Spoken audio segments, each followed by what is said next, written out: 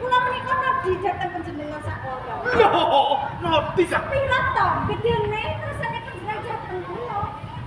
Sampun boten saged dadi tresno kula gedhe-gedhe lagi sampun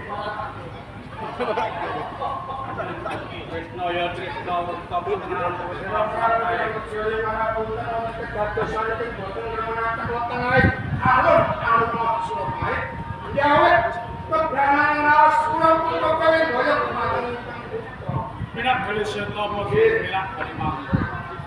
Dulu kepandingan kelawan sekabing para prajurit saka Majapahit. Nek kabeh ku sapeh dening Mindayawati.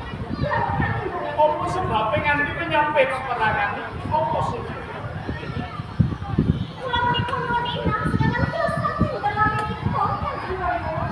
Kowe nyuwun inah 40 dina ing besute sapa piyasin kok dite?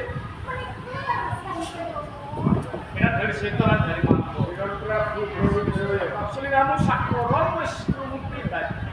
Yen putraku ini Mindayawati nyuwun inah 40.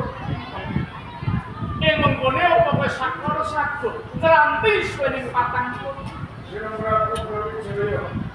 Lare punapun ingkang putra Mindayawati nyuwun sekawan dosa dalaminipun. Mira, ugi uliah kemarin panjenengan.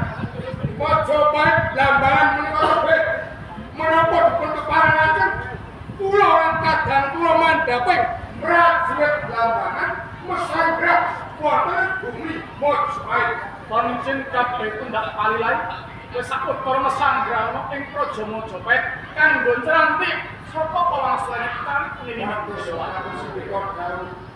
Karena kula dina ya yayi. Menika laras kan. Percaya puslati. Laki bawa.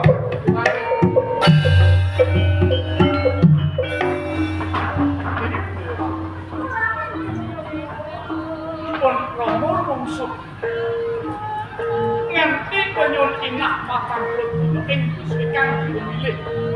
Sapa sing dadi priya sing kok suka?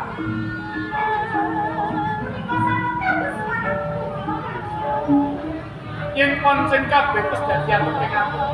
Pun Romo ora bakal tak sedaya. Sawetara ayo manjenengan